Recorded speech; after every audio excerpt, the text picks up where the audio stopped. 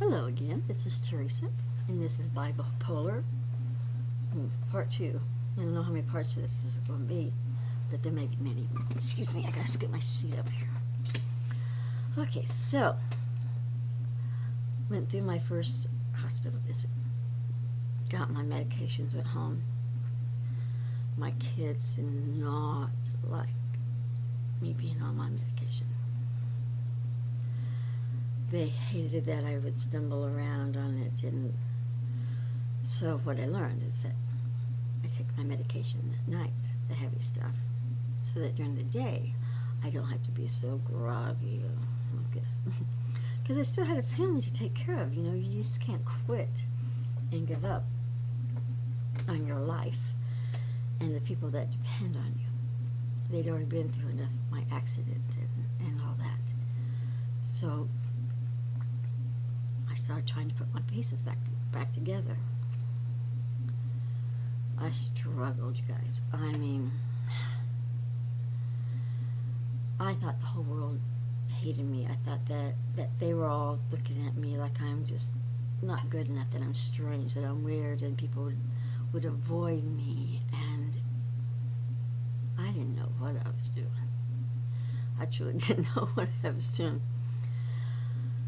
I was convinced that my husband was a bad guy, and that he was not right for me, and that I shouldn't be with him, and I hated him. I convinced myself that I hated him, and that I deserved a better life. So I ended up leaving my family. Yeah. Start doing crazy things, you guys, and things that I am not proud of at all. I left my family for a period of time, and I did things that I am so ashamed of, but yet I didn't really realize what I was doing.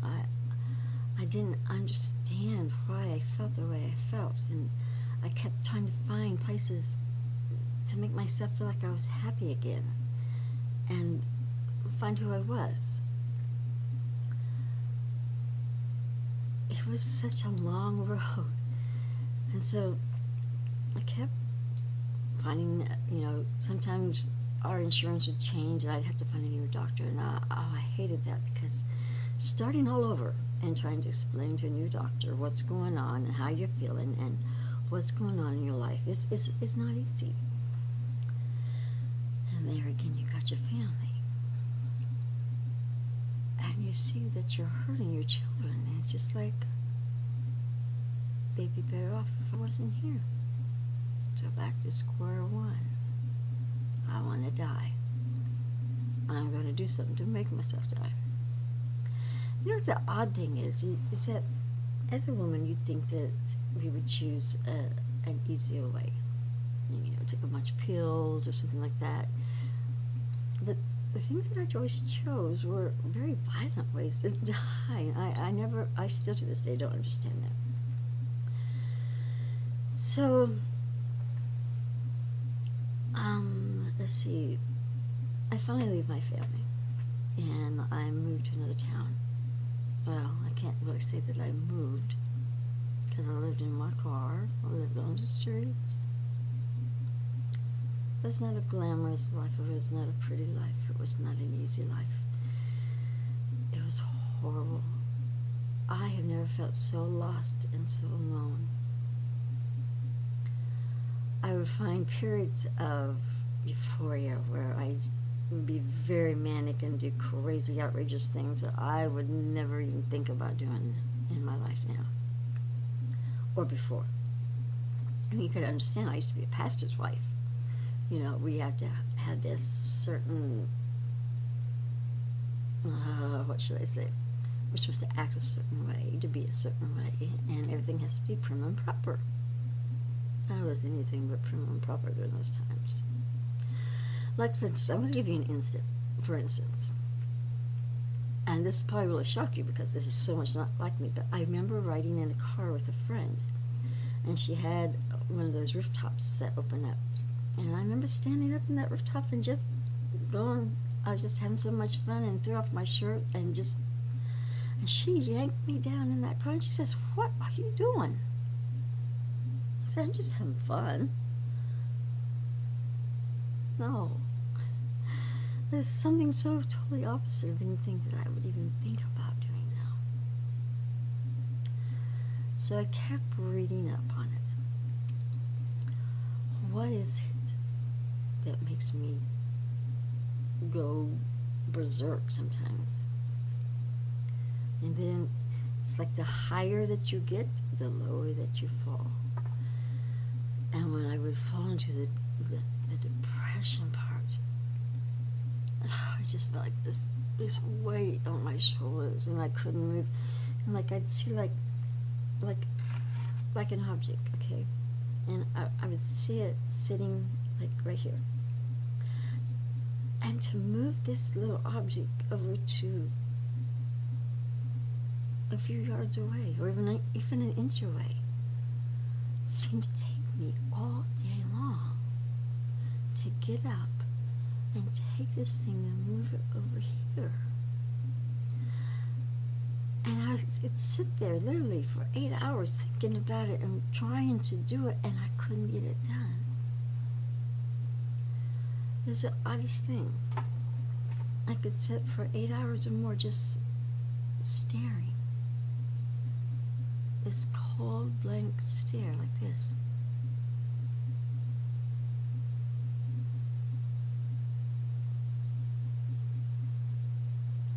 Nothing in my head. Nothing, no thoughts going through my head. Just nothingness. Just total emptiness. I think sometimes that was worse than the craziness. I don't know. It was during those times that I could just waste a whole day of staring. And I would hear in the background, I could hear people laughing and talking, and I think, they're just acting. That's not true. No one feels that way. No. They're all ridiculous. They're all pretending to be something. What are they doing, a movie or something? Are they showing off somebody? That's literally what I thought.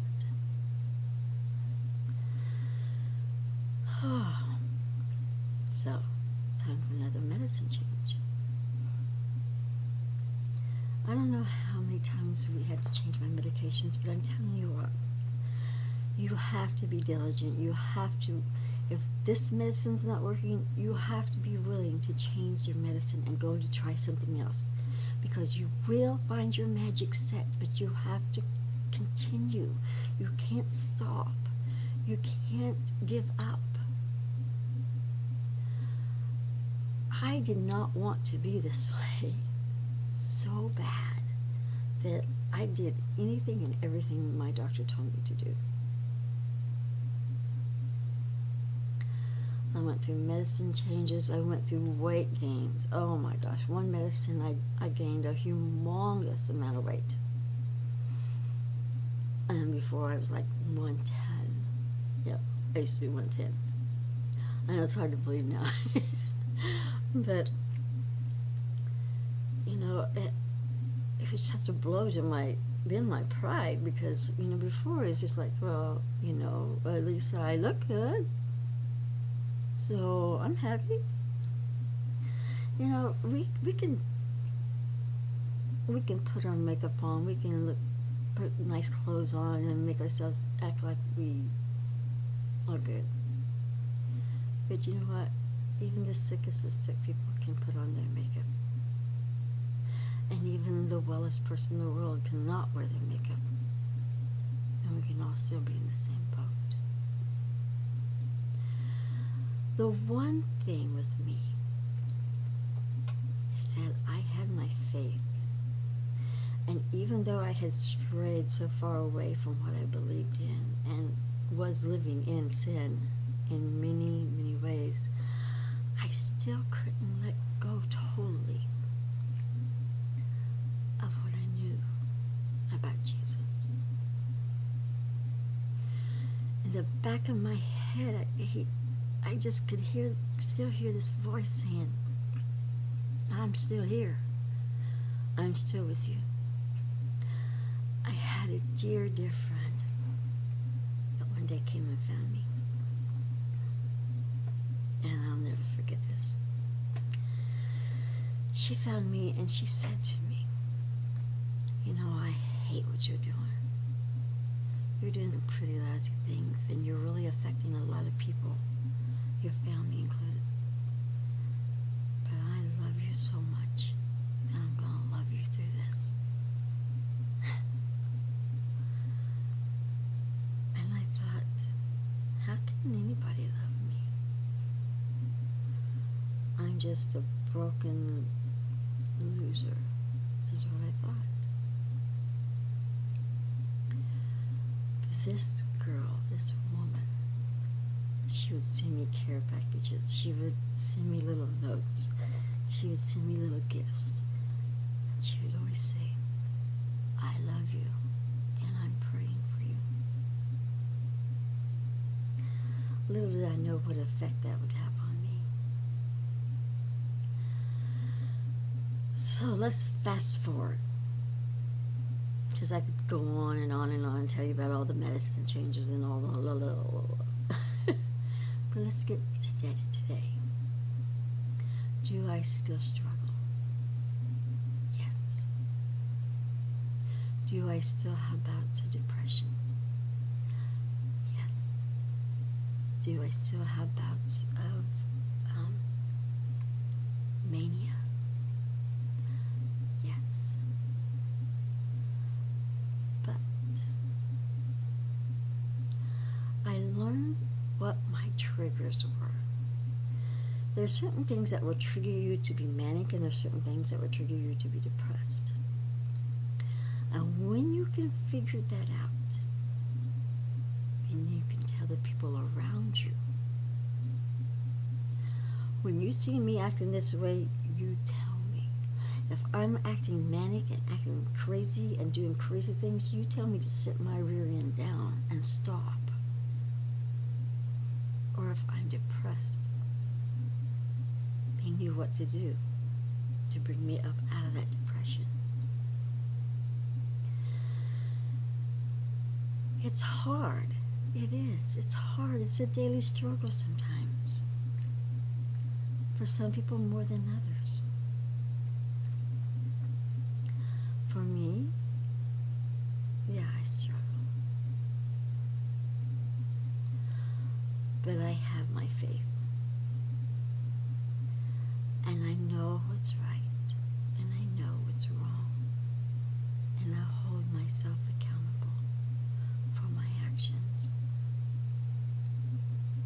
Some days I have to write everything down. What I need to do today. Things I need to get accomplished today. How I need to do them. I have to think before I speak.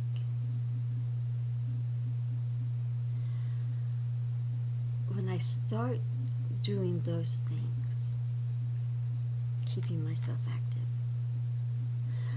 there are some days where I really enjoy just like laying back and relaxing all day. It's because my life is rather hectic. I have 7 grandchildren who I love spending a lot of time with, but I'll tell you what, it'll wear me out. But I still choose to live. And I still choose to keep fighting this disease that wants to take away my joy. My joy. It says in the Word that the devil comes to kill, steal, and destroy. I refuse to let him have my joy. Any disease that we have is not of God. It doesn't mean that you're a bad person if you have a disease, and it does not mean you're a sinful person if you have a disease. We have disease because there's evil in the world. And that started back with Adam and Eve. They had it so good. God gave them this beautiful garden to live in, and asked them one thing: to not eat of the tree.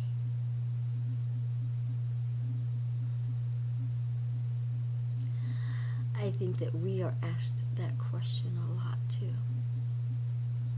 Do we want to do things that are good and good for us? Or do we want to use our disease as an excuse to do things that we know aren't right? There's a fine line there. And it's someplace that you have to find inside of yourself. Do I like being bipolar? I hate it. And I hate what it does to me. And I hate it when it just, all of a sudden things are just perfect and going good, and all of a sudden I just get this gloom about on the inside, but I'll never show it on the outside, because I know what it is. And those are the times that I have to stop